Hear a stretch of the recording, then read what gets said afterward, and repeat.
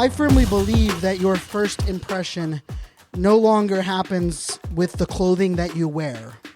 Your first impression happens when someone Googles your name, when someone searches for you on LinkedIn, when someone looks you up on Facebook and sees your public profile, when someone listens to a podcast that you are a host of or a guest on.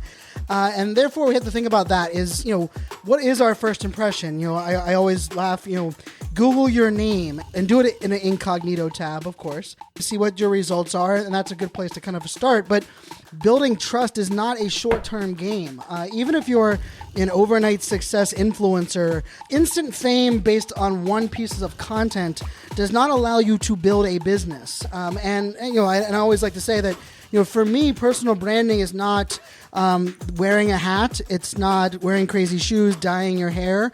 It's not the fact that you've written a book and now are famous and you can claim that you can help other people become famous as well. But I believe when it comes to personal branding and how we're moving this forward, the number one way you're going to stand out is consistency, consistency, consistency, consistency. And remember, consistency doesn't mean you need to put content out every single day or every single week. Manage your own expectations, but you need to be consistent. If you say you're going to do something every single week, you need to do it every single week, especially at the start of your career. And maybe that's how I can explain this. If you're starting out, consistency is a non-negotiable. That's the number one thing. If you are starting to grow your brand, you're starting to understand your business model, you're starting to get followers on social networks, you're starting to be interviewed on shows, you're starting to stand out as your expertise in your industry, this is where simplicity becomes vital.